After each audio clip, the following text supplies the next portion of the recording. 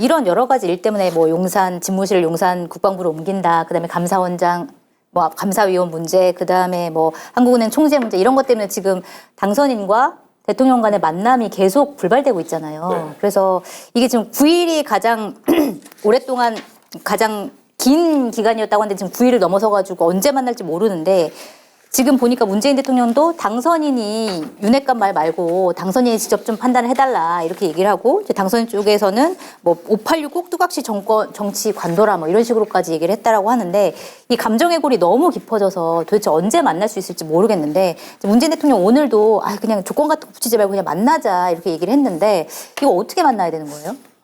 저는 그러니까 답답한 건 이런 거예요. 당선자가 지금까지 문재인 대통령에게 취했던 태도, 네. 대선 기간 내내 쭉 보면 굉장히 예의 바르고 우리 문재인 대통령이라 할 만큼 기본적인 호감과 친밀도가 있었습니다. 어쨌거나 임명한 사람이잖아요. 지금은 네. 다투는 사이이지만. 그리고 어쨌든 본인이 이겼잖아요. 그래서 만나러 가려고 이제 서류 가방 하나 들고 가는데 뒤에서 갑자기 윤핵관들이 지게를 지운 거예요. 네. 지게를 지우고 말을 하죠. 자, 당선자님 들어가시면 요거 다 받아오세요.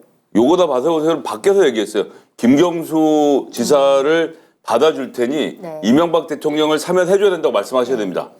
그때 옆에서 김기현 원내대표가 플러스 더해서 이재용 부회장의 사면도 추진하고 오십시오. 라고 했더니 옆에서 이제 짜잘한 사람들이 나왔고 뭐 한은 총리는 이 사람, 감사위원 이 사람 막 이걸 다 갖다 붙이는 거예요. 그럼 당선자가 얼마나 지금 체면이 구겨졌습니까? 네. 그러면 당선자 보고 지금 들어가서 대통령한테 가서 남북관계 막 이런 거 얘기하고 있는데 근데 대통령님 저희가 김경수 지사 어떻게 눈 감아 드릴 테니까 이명박 대통령 좀 풀어주시죠. 이런 얘기 하라고 시킨 거예요. 그러니까 당선자 입장에서 권성동 의원의 행동은 너무나도 모멸적이었을 거라는 전 생각을 해요. 그런 거래를 하는 사람입니까? 윤석열 검찰총장이 공정과 상식이라는 키워드를 가지고 국민들의 지지를 받고 당선이 됐는데 네. 가장 먼저 하는 공개적인 행보로 대통령한테 가서 사면 요구를 하라고요? 그런 얘기를 그것도 그냥 사면도 아니고 거래 사면을 그런 얘기를 밖에서 해놓고 네. 어떻게 들어가라고 그런 말을 하는 거예요. 나는 그래서 주변에 있는 윤핵관 인사들의 이 경거망동이 윤석열 당선자의 명예를 훼손시킨 지금 상태다. 그러니까 문재인 대통령이 그런 거 다 덜어놓고 우리 만나서 꼭 해야 될 얘기만 합시다 하고 하니까 지금 오늘 나왔던 그 머니투데이에 이 586 뭐라고 했던 이 사람 586에 네. 장비가 쌓였다는 사람이 300에서 인터뷰했던 지금이 두 대통령도 아니긴 하지만 두 대통령이 웃으면서 만나서 얘기할 때냐고 정신 있는 사람입니까? 그러면 당선자고 대통령이 웃으면서 만나서 협치하는 모습을 국민들이 기대하고 있는데 그렇죠. 민생이 코앞에 있는데 당신 뭡니까? 하고 서로 싸우라는 거예요. 난 지금 이 당선자 주변에 계신 분들 좀 지나치다고 생각해요. 네. 그러니까 뭐 저는 글쎄요. 그러니까 양쪽 다 말들이 지나친 부분들이 있지만은 그러니까 저는 기본적으로 그러니까 청와대가 당선인을 도와줄 생각이 별로 없는 것 같다는 생각을 많이 하거든요. 네. 그러니까 무슨 얘기냐면은 그냥 딱 그런 거잖아요. 우리도 마지막까지 인사권 행사할 테니까 심지어 그런 표현을 썼어요. 권한이 아니다. 의무다. 그러니까 우리가 인사권을 행사하는 게 의무다. 인사권 행사하는 게 무슨 의무예요. 솔직히 말하면. 당선인 쪽이랑 충분히 협의하거나 당선인 쪽 사람 해줄 수도 있는 거지. 근데 그러고 나서 니네도 그냥 그러면 끝까지 해. 근데 이게 정상적인 얘기가 아니잖아요. 왜냐하면 네. 당선인이 결정되고 나서는 최소한 우리가 인수위법이라는 것까지 만들어 놓고 이렇게 인수하는 기간을 두는 거는 이 당선인이 결정된 이후에는 이 사람이 앞으로 국정을 최대한 잘 이끌어갈 수 있게끔 이 사람이 국정을 잘 이끄는 게 단순히 윤석열이라는 개인을 도와주는 게 아니고 그 이후에 나오는 정부와 나라를 위한 일이잖아요. 그러니까 인사권도 이 사람이 같이 손발을 맞춰서 일하기에 제일 적합한 사람으로 했으면 좋겠다라고 하는 게 사실은 상식적인 생각인데 그런 거 안 한다라는 거고요. 그리고 용산으로 이전하는 문제도 저는 그렇다 생각해요. 물론 너무 서두른다 뭐 이런저런 비판 다 뭐 귀 기울여 들을 필요가 있지만 아마 저희 그 인수위도 그렇고 윤석열 당선인도 그렇고 이 청와대에서 나오겠다라는 거는 우리랑 문재인 대통령이랑 몇 안 되게 공감하는 얘기니까 네. 이거는 좀 잘 도와주시겠지라고 했는데 결과적으로 전혀 그런 느낌은 아니잖아요.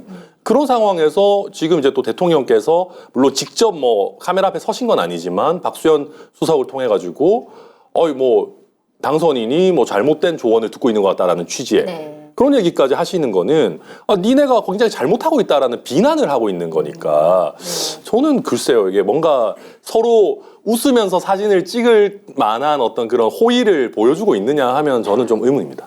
네. 일단 대통령 자체가 호의를 별로 보여주고 있지 않다 네, 이렇게 저는 그런 것 말씀하시는 같아요. 거고 너무 조건을 많이 들쳐업고 지금 또 가려고 하다 중요한- 보니까 부담스럽다. 중요한 소식이 또 나왔습니다. 어떤 거죠? 저 사실이라면 네, 뭔가요? 또 골 들어간 거 아니에요? 2대0. 와,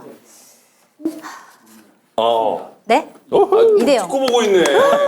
아, 우리 PD님께서 축구 보고 계셔. 우리 아니요, 방송 약간 보셔야지. 느렸던 거 보니까 그래도 우리 거를 그래도 보고 계셨나 봐요. 네, 알겠습니다.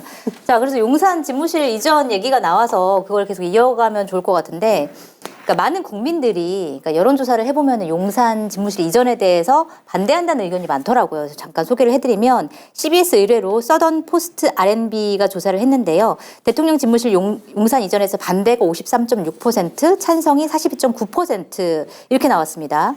이거는 간단하게 설명을 해드리면 지난 22일부터 이틀간 전국 만 18세 이상 1000명을 대상으로 조사를 했고요. ARS 방식이며 표본 오차 95%, 신뢰 수준 플러스 마이너스 3.1%포인트고요. 자세한 내용은 중앙선거관리심의위원회 홈페이지를 참조하시면 됩니다. 이거 대신 얘기해 주려고 했죠. 아니요. 다시 한 번 말씀드리지만요. 뭐또 틀렸어요? 의뢰기관 CBS가 진짜. 그 다음에 제가 아까 조사기관 얘기했어요. 서던포스트 RNC의 네. 의뢰로 했습니다. 네. 언제 했는지 지난 22일부터 이틀간 다 얘기했어요. 그것까지만 하면 돼요. 아, 나머지는 다 필요 없는 그래요? 정도. 나머지는 그냥 뭐야. 하면 되는 거예요? 그리고 나머지 그냥 안 하고 자세한 내용은 중앙선거관리심의위원회 홈페이지를 참조하시면 됩니다. 알겠습니다. 이렇게가 필요한 정보고요. 나머지는 안 하셔도 되는 정보입니다. 네, 알겠습니다. 어쨌든 반대가 53.6%인데, 네. 그러니까 사실은 그 많은 국민들이 약간 의아해하는 부분이 있어요. 왜? 그러니까 예를 들어서 이게 만약에 지금 당장 안보 공백이라든지 여러 가지 이제 문제가 있으면 오케이 옮기는 거 좋다. 일단 청와대에 들어간 뒤에 충분히 준비를 해서 옮기지 왜 굳이 이거를 5월 10일 날 꼭 청와대를 개방해야 된다라고 하느냐라는 부분에 대한 의문을 가진 사람이 그만큼 많다는 뜻이거든요. 이건 어떻게 봐요? 저는 윤석열 당선인이 기존 정치인들에 비해서 굉장히 뭐라고 해야 될까 직선적이라고 생각해요. 그러니까 내가 얘기한 거는 지킨다라는 게 되게 강한 것 같고요. 우리가 청와대를 국민께 돌려드리겠다라고 했으니까 솔직히 말해서 광화문은 안 될 것 같습니다라고 얘기했지만 우리가 찾아보니까 다른 대안이 있다. 그러면 다른 대안이 있는 상황에서는 내가 말한 걸 지켜야지라고 하는 굉장히 어떻게 보면 직진하는 사고를 한다고 생각해요. 그러니까 물론 그걸 좋게 볼 수도 있고 나쁘게 볼 수도 있지만 다행인 거는 지금 굉장히 많은 전문가, 뭐 전직 합참의장, 뭐 장군들 막 1000명 이런 사람들이 안보 공백 없을 것 같다, 용산으로 가도 될 것 같다라고 하고 있는 상황이니까 그러면은 당연히 최대한 빠르게 가겠다라는 거고. 그리고 많은 분들이 그런 얘기를 하시는 것 같아요. 아니 뭐 청와대가 뭐 그렇게 크게 문제냐. 사실 크게 문제는 아니겠죠. 왜냐하면 크게 문제가 있었으면 뭐 지금까지 우리나라 대통령이 아주 잘못된 곳에서 국정을 운영했다라는 건데 근데 그런 게 아니라 저는 그렇게 생각하거든요. 당선인이 내가 청와대가 아니라 조금 더 뭔가 이렇게 한 층에서 많은 사람들과 소통하는 공간에서 일을 하면 더 잘할 수 있을 것 같다라고 하면 아니 당선인의 업무 효율이 1%만 올라오더라도 저는 국가적으로는 굉장히 좋을 수 있다고 보기 때문에 저는 뭐 이게 물론 국민들께서 체감하시려면 저희가 실제로 이사를 가서 잘하는 모습도 보여드리고 그리고 청와대 개방도 성공적으로 해서 많은 분들이 경복궁과 뭐 청와대와 이렇게 뭔가 이렇게 둘러볼 수 있는 어떤 그 뭐 관광 프로그램도 나오고 이래야 되겠지만 뭐 결과적으로는 성과로 보여드려야 되는 거 아닌가 싶어요. 그렇군요. 그럼 어떻게 보세요? 일단 윤석열 당선자가 이 문제를 검찰이 무리하게 압수수색 영장을 청구해서 국민적 비난을 받는 상황에서 자 결국 증거와 수사 결과가 얘기한다. 네. 좋아 빠르게 가. 지금 이렇게 하고 있는 거죠. 그래서 과정보다는 결과를 봐라. 그리고 저는 그 점에서는 일견 동의가 돼요. 네. 이 모든 혼란의 끝에 청와대 본청 광장이 개방돼서 시민들이 돗자리를 깔고 앉아있는 모습 그리고 용산 집무실에서 기자들과 격이 없이 만나는 윤석열 대통령의 모습 이런 것들이 국민들께 되게 좋은 감정을 남길 거라고 생각하고 지금 추진하시는 건데 그렇게 하기엔 중간에 생채기가 너무 커요. 이게 그러니까 검사들은 검사들끼리 조용하게 할 수 있습니다. 하도 안 되면 야, 왜 결과가 안 나와? 그럼 이틀 밤이고 3일 밤이고 새가면서 어떻게든 수사 결과를 만들어낼 수 있지만 정치는 이 과정 자체가 중요하거든요. 오늘 매일이 이슈가 된단 말이에요. 그 검사들처럼 검사가 말 안 하면 기자들이 모르는 구조가 이 동네는 아니라고요. 그런데 이 모든 것들을 지금 너무 무리하게 추진하는 가운데 예를 들어서 네. 청와대 벙커 사용 얘기가 나왔어요.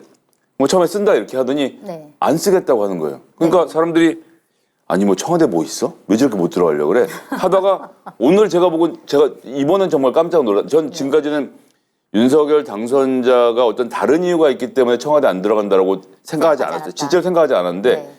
벙커를 못 들어가겠다라고 하면서 이동식 지휘 차량에서 네. 보고를 받겠다라고 하니까 네. 이젠 좀 화가 나는 거예요. 네. 왜 굳이 그렇게까지? 아니, 그러니까 공원에서 놀라고 시민들은 네. 벙커가 밖에 나와 있는 거 아니잖아요. 그래도 그런 비상사태가 있으면 지하에 있는 벙커를 잠깐 쓰는 건데 그 지리적 위치 말고는 도저히 설명이 안 되는데 이동식 지휘 차량에 나와서 지휘를 하겠다는 것까지 가니까 좀 화가 나더라고요. 그게 하나가 있고 그다음에 오늘 이제 그 우려했던 북한이 ICBM을 쐈습니다. 네. 이번에 쏜 ICBM은 지난 2017년에 쐈던 화성 15호가 사거리가 12,000km였는데 이번엔 15,000km 환산하면 그 정도 좀 된다고 나오고 있고 그 얼마 전에 김정은 위원장이 8차 당대회에서 15,000km의 정확한 타격점을 찾을 수 있는 ICBM 개발에 대한 호언장담을 한 것이 이번에 이루어진 걸로 봐야 되는 거거든요. 네. 그럼 이제 미국 전역이 공격 대상에 들어가게 된 거예요.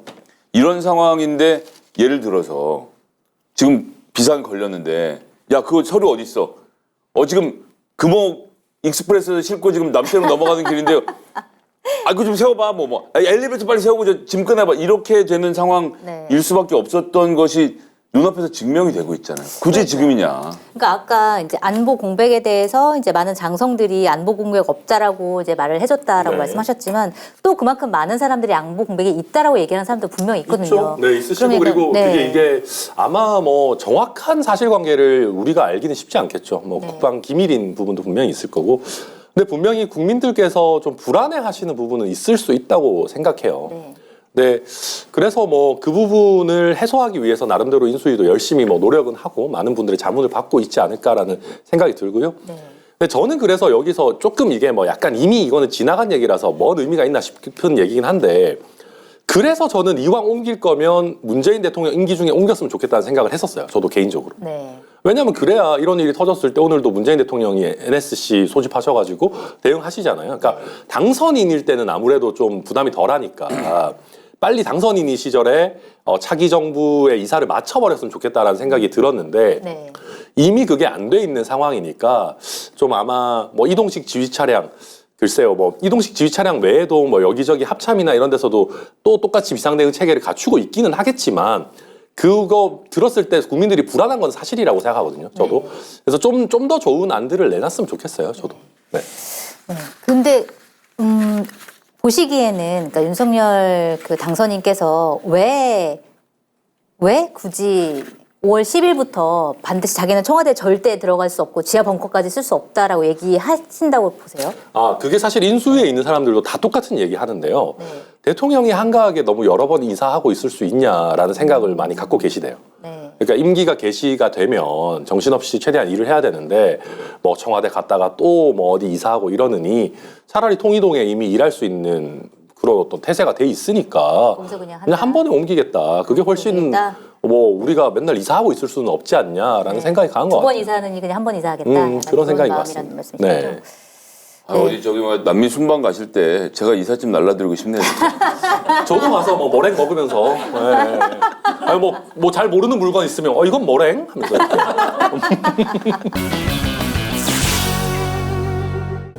자, 강력한 면역이 필요한 시대에 야생 산양 산삼 99% 원액 제품을 홍삼값에 만나보시기 바랍니다.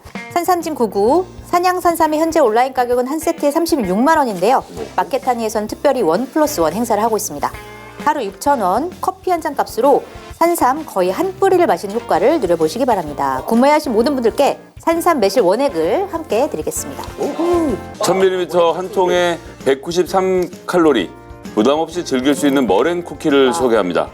주니 쿠키 수제 머랭 쿠키는 칼로리는 낮고 달콤함이 다른 머랭 쿠키들과 비교해서 부족하지 않습니다. 게다가 버터, 밀가루, 방부제도 첨가하지 않았습니다. 한 통에 11,000원, 총 10가지 종류가 있으니까요. 마켓안에 오셔서 쇼핑도 하시고 후원도 해주시기 바랍니다. 그리고 우리 민주당 얘기 너무 안 해가지고 민주당 얘기를 좀 뭐안 해야 될 것 해도 같은데. 원내대표도 새로 뽑히셨는데 해야죠. 그러니까 오늘 예. 이제 박홍근 의원이 원내대표로 새로 뽑혔고 이제 박홍근 원내대표 그다음에 윤호중 비대위원장 체제로 지방선거를 치를 것 같아요. 근데 이제 문제는 지방선거의 후보 기근이다 이런 얘기들이 이제 보도들이 나오고 저도 기사를 썼는데 지금 서울시장 후보로 나갈 사람들이 너무 없고 부산시장도 김영춘 전 장관이 이제 불출마 선언하면서 없고 이런 상황인데 지금 서울시장은 누가 나가야 되는 거예요? 그러니까 이거는 민주당이 지금 오늘 뭐 박홍근 원내대표도 강한 민주당 얘기하던데 네. 전 잘 모르겠어요. 강한 민주당으로 가야 되는 건지? 아니, 강한 민주당이라는 발표를 지금 했지 않습니까? 네. 근데 지금 민주당이 필요한 건 반성이에요. 네. 그러니까 이번 선거에서 어쨌든 졌잖아요. 이재명이라는 걸출한 후보를 두고도 졌단 말이에요. 네. 누구는 이재명 후보가 때문에 졌다. 누구는 민주당 때문에 졌다. 누구는 문재인 대통령 때문에 졌다. 뭐 오만 이유가 있는데 줄기라도 잡아야 될 거 아니에요. 가닥이라도. 네. 그러니까 민주당이 정말 잘못했다 반성이 아니라 정확하게 성찰하고 평가하고 무엇이 문제였는지를 찾는 작업이 먼저고 네. 그다음에 민주당의 시대 정신이 있어야 됩니다. 이번 지방선거에서 헤드라인은 이거다. 네. 우리는 이걸로 간다는 게 잡혀야 네. 거기에 걸맞은 인물이 누군지가 나오는 거고 그 인물이 나가서 지금 구시대적 개발을 하고 있는 오세훈을 내가 꺾겠다. 이렇게 스토리가 만들어지는 거예요. 네. 원래 그러니까 네. 그런 국민적인 요구가 무엇인지를 찾고 그 요구가 무엇인지를 세우면 그것에 적합한 후보는 자연히 부상하게 되어 있는데 네. 지금 그냥 오세훈을 세워놓고 야 너 옆에 한번 서봐. 작은데 잠깐 다시. 그 자기도 가서 옆에서 이렇게 보다가 오씨 안 될 것 같은데 난 안 할래. 지금 이러고 있는 상황이란 말이에요. 네. 그러니까 민주당이 한 국민의힘을 공격하는 시대 정신이 없는 거예요. 그러니까 시대 정신이나 철학이 아니라 중량감으로만 그냥 판단을 하면서 그리고 이렇게 간다. 체급으로만 따지면 네. 당이 있을 때 후보가 튼튼해지는 거죠. 네. 후보 혼자 잘라서 당선이 되는 게 아닙니다. 민주당이 어느 방향으로 지방자치를 끌고 가겠다는 거 지난 4년 동안의 평가 그리고 전국에서 다수당을 차지하고 있는 상태에서 지난 4년간 활동을 평가하면서 앞으로 어떤 지방자치를 만들겠다는 그림을 그려놔야 거기에 걸맞은 후보가 등장을 하는 거죠. 네. 네. 근데 저는 참 민주당 보면 반성 안 하는 것 같은데요? 그러니까 무슨 네. 얘기냐면 젖잘싸. 네, 0.7%만큼만 변화하면 된다고 생각하는 것 같아요. 0. 뭐 네. 많이 보면 0.8%. 네. 그러니까 뭐가 바뀌는지 잘 모르겠고 지금도 보면은 또 다시 이제 새로 원내대표 취임 일성이 강한 민주당이 되겠다. 네. 검찰 수사권 완전 박탈 이런 거 추진하겠다. 그거 문재인 정부 초창기 때 3년 동안 민주당 계속 했던 레파토리잖아요. 강한 개혁 드라이브. 근데 그 강한 개혁 드라이브가 국민들한테 도대체 무슨 소구력이 있는지 알 수 없는. 그러니까 본인들의 전당대회에서 투표해 줄 강성 지지층에게만 네. 어필하는 전략 그냥 그대로 가져가는 거거든요. 저는 그렇고 그다음에 방금 김성애 소장님 얘기해 주신 게 다 맞는 말인데 단기간에 그렇게 되겠습니까? 아니 대선에서도 시대 정신을 캐치해냈는지 솔직히 잘 모르겠는데 네. 저희도 마찬가지예요. 저희도 정권 교체 말고 솔직히 무슨 시대 정신을 캐치했는지 잘 모르겠어요. 네. 근데 민주당도 마찬가지인 상황에서 지금 2달 남짓 남겨놓은 상황에서 뭐 지방선거의 시대 정신? 글쎄요, 뭐 박지원 비대위원장을 내세워서 청년 여성 공천 30% 이런 걸로 뭐 약간 새바람을 내려고 할지 모르겠으나 그거 솔직히 지역에서 삐그덕거릴 수밖에 없거든요. 네. 갑자기 30% 만들어 오라 그러면. 네. 네. 그러면 결국은 이도저도 아니게 돼서 그냥 뭐 송영길 대표님 같은 분 어떻게 좀 해가지고 뭐 어디 뭐 심지어는 부산시장 출마설까지 나오던데. 송영길 대표님. 예, 저는 뭐 좋다고 생각하고 근데 근데 어렵겠죠.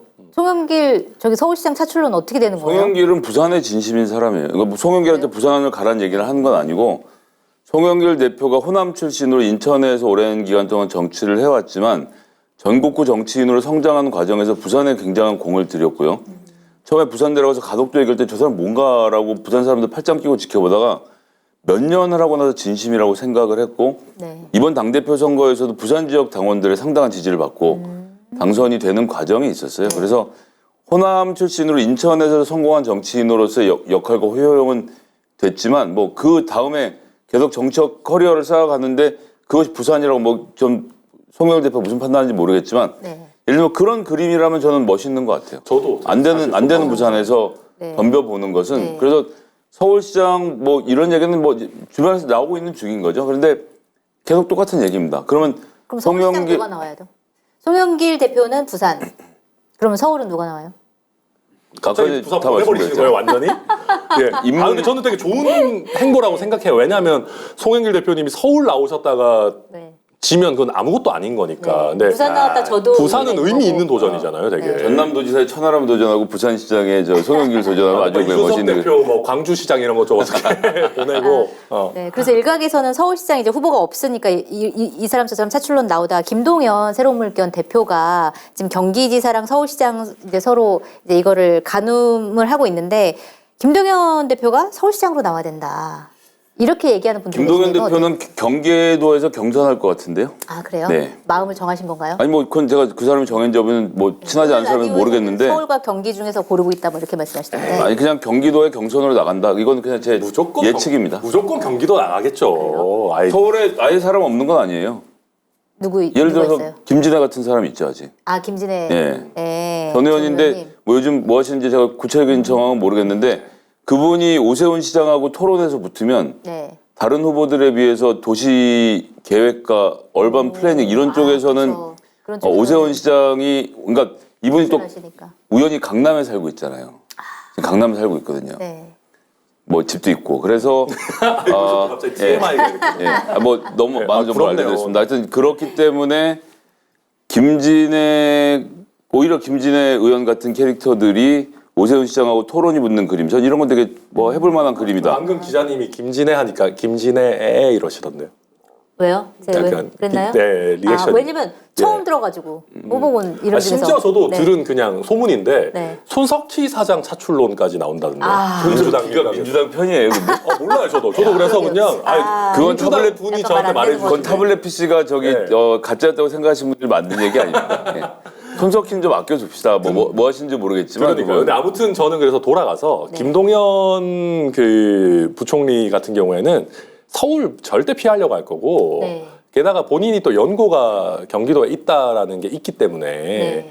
서울에 지금 김동연 부총리 나와가지고 쉽지 않다는 거를 본인도 잘 알 거라서 경기도로 근데 무조건 사실은 갈 거예요. 경기도로 나가면 경선에서 떨어질 가능성이 좀 있고 그 다음에 서울로 나가면 명분이 있잖아요. 아무도 안 나가려고 하는 험지 5%포인트 이상은 아니지만 5% 가깝게 진 이재명 후보가 가깝게 졌는데 내가 여기 나가가지고 졌지만 잘 싸웠다. 이렇게 할 수 있는 명분이 있고 그런 것들이 좀 있지 않을까요? 졌지만 잘 싸웠다 할 수 있는 스코어가 안 나올걸요 아마. 아, 너무 격차가 클 것이다. 네, 그래서 정치 타격이 클 것이다. 약간 김동연 부총리 입장에서 약간 제가 뭐 조롱하려는 건 아니지만 네.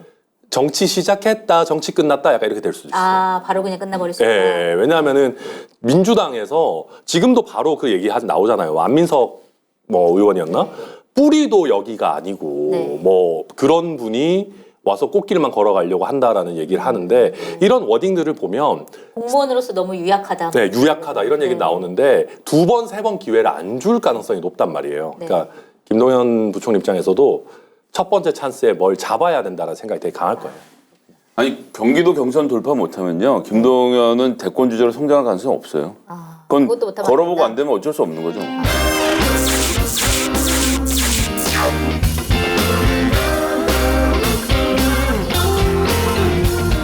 뭐라고요? 아니 요즘에 마켓타니에서 이용 안 하는 분도 있어요? 쇼핑몰계 차세대 리더 마켓타니 정치권의 정보통 저 장성철이 자부하겠습니다. 정말 강력하게 추천드립니다. 왜 추천을 하느냐? 덕분에 제 출연료가 인상됐기 때문입니다. 굉장히 만족스럽습니다. 믿고 사드셔도 될 것 같다. 전 그런 확신이 들었습니다. 한결의 자랑, 한결의 야심찬 프로젝트, 한결의 TV를 후원하는 가장 좋은 방법 마케팅. 많이 성원해 주시고요. 주변에도 널리 알려주세요. 좀 도와주십시오.